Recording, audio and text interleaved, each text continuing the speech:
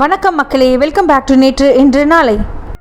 இன்றைக்கி நம்ம பார்க்க போகிற ரெசிபி ஒரு தாபா ஸ்டைலில் தால் மக்னி. அதாவது தால் மக்னி பண்ணி அதை ஸ்மோக் பண்ண போகிறோம். ரொம்ப ரிச் அண்ட் க்ரீமியாக இருக்கக்கூடிய இந்த டிஷ்ஷை நீங்கள் சப்பாத்தி கூட, நான் கூட, ஜீரா ரைஸ் கூட, ஸ்டீம்டு ரைஸ் கூட, குல்ச்சா கூட சாப்பிட்லாம். இந்த டிஷ்ஷோட மெயின் இன்க்ரீடியன்ட் என்னென்னா முழு கருப்பு உளுத்தம் பருப்பு. 1 கப் முழு கருப்பு உளுத்தம் பருப்பையும் 1/4 கப் ராஜ்மாவையும் நம்ம ஓவர் நைட் சோக் பண்ணிக்கலாம். சில பேர் ராஜ்மா இல்லாமல் முழு உளுத்தம் பருப்பு மட்டுமே வச்சு பண்ணுவாங்க. பருப்பு நல்லா ஊறினதுக்கப்புறம் அது நல்லா கையால் வச்சு தேய்ச்சி கொஞ்சமாக அதுலேருந்து நம்ம தோல் நீக்க போகிறோம். கையை வச்சு ரப் பண்ணி முடிஞ்ச அளவுக்கு தோலை நீக்கிடுங்க. தோலை நீக்கிட்டு இந்த உளுத்தம் பருப்பையும் ராஜ்மாவையும் நல்லா ஒரு 7-8 விசில் வச்சு நம்ம எடுத்துக்கலாம். பருப்பு நல்லா குழையணும். இது வேகிறதுக்குள்ளேயும் நம்ம மிச்ச இன்க்ரீடியண்ட்லாம் ரெடி பண்ணிடலாம். இதுக்கு தேவையான இன்க்ரீடியண்ட் உங்கள் ஸ்க்ரீனில் வருது, நான் டிஸ்கிரிப்ஷன் பாக்ஸ்லையும் கொடுக்குறேன். பருப்பு நல்லா குழையிற அளவுக்கு வெந்ததுக்கப்புறம் அது மேலே இருக்கிற தண்ணியெல்லாம் நம்ம ஒரு கப்பில் நீக்கிடலாம். இந்த தண்ணி இருந்ததுன்னா நம்ம கிரேவிக்கு நல்ல கலர் கிடைக்காது. இந்த தாலோட ஸ்ட்ராங் ஃப்ளேவரும் நம்ம கிரேவியில் வரும். இந்த தண்ணியை நம்ம நீக்கிட்டோன்னா நம்ம கிரேவியில் இந்த ஸ்ட்ராங்கான ஒரு பஞ்சன் ஃப்ளேவர் நம்மளுக்கு இருக்காது. இப்போ ஒரு கரண்டியோட பின்பக்கத்தை வச்சுட்டு அந்த ராஜ்மாவையும் கருப்பு உளுத்தம் பருப்பையும் நல்லா மசிச்சு விட்டுருங்க. கிரேவி பண்ணுறதுக்கு ஒரு கடாயில் 2 டேபிள் ஸ்பூன் எண்ணெயும் 2 டேபிள் ஸ்பூன் வெண்ணையும் சேர்த்து சூடு பண்ணிக்கலாம். வெண்ணெய் கொஞ்சம் உருகுனதுக்கப்புறம் 1 டேபிள் ஸ்பூன் இஞ்சி விழுதும் 1 டேபிள் ஸ்பூன் பூண்டு விழுதையும் சேர்த்து பச்சை வாசனை போகிற வரைக்கும் வதக்கிக்கலாம். இஞ்சி பூண்டோட பச்சை வாசனை போனதுக்கப்புறம் நம்ம ட்ரை பவுடர்ஸ் எல்லாம் சேர்க்க போகிறோம். ஏன்னா எண்ணெயில் இந்த ட்ரை பவுடர்ஸை சேர்த்து நம்ம வதக்கும் போது அதோட பச்சை வாசனையும் போயிடும். நம்மளுக்கு கிரேவிக்கு ஒரு பிரைட் ரெட் கலரும் கிடைக்கும். 2 டேபிள் ஸ்பூன் ஜீரக பொடி, 1 டேபிள் ஸ்பூன் தனியா பொடி, 1 teaspoon garam masala, 2 table spoon Kashmiri சிகப்பு மிளகாய் பொடி சேர்த்து எண்ணெய் பிரிகிற வரைக்கும் நம்ம வதக்கிக்கலாம். எண்ணெய் பிரிஞ்சதுக்கப்புறம் ஒரு 1.5 கப் தக்காளி விழுதை சேர்க்க போகிறோம்.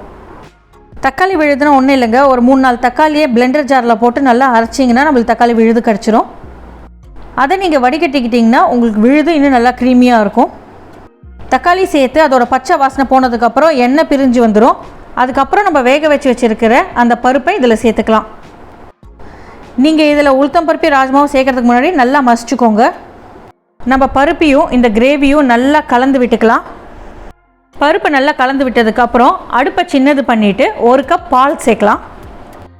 இப்போது இந்த பால், இந்த கிரேவி, இந்த பருப்பு நல்லா ஒன்று சேர்ந்து ஒரு 35 45 நிமிஷம் வரைக்கும் லோ ஃப்ளேமில் கொதிக்க விட்டுருங்க. நல்லா இது வெளியே தெளிக்கும், அதனால் மூடி போட்டு கொதிக்க விடுங்க.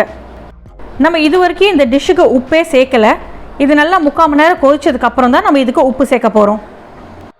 இந்த ரெசிபிக்கு தேவையான அளவுக்கு உப்பு சேர்த்துட்டு 1 டீஸ்பூன் காஞ்ச வெந்தயக்கீரையை நல்லா கசக்கி சேர்த்துருங்க. கூடவே ஒரு 1/4 கப் ஃப்ரெஷ் க்ரீமியும் சேர்க்க போகிறோம்.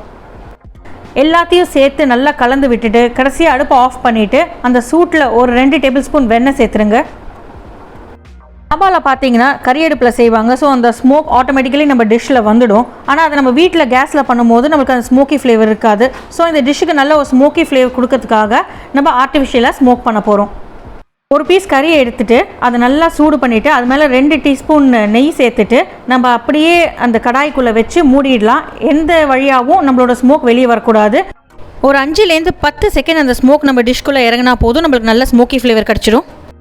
ஒரு 5-10 செகண்ட் கழித்து அந்த கறியும் கப்பையும் வெளியே எடுத்துகிட்டு நல்லா கலக்கி விட்டுருங்க. நம்மளுக்கு அப்படியே அந்த தாபா டேஸ்ட்டில் அந்த ஃப்ளேவரில் ஒரு தால் மக்னி ரெடி ஆகிடும். சூடாக சர்வ் பண்ணுங்கள். சர்வ் பண்ணுறதுக்கு முன்னாடி மேலே கொஞ்சமாக வெண்ணெய் சேர்த்து சர்வ் பண்ணிங்கன்னா சாப்பிட்றதுக்கு அவ்வளோ நல்லாயிருக்கும். கண்டிப்பாக உங்கள் வீட்டில் இந்த ரெசிபியை ட்ரை பண்ணி பாருங்கள். ட்ரை பண்ணி பார்த்துட்டு எப்படி இருக்குதுன்னு சொல்லுங்கள். நம்ம சேனலுக்கு ஃபர்ஸ்ட் டைம் வரீங்கன்னா லைக் பண்ணுங்கள், ஷேர் பண்ணுங்கள், மறக்காமல் சப்ஸ்கிரைப் பண்ணுங்கள். Bye bye everyone.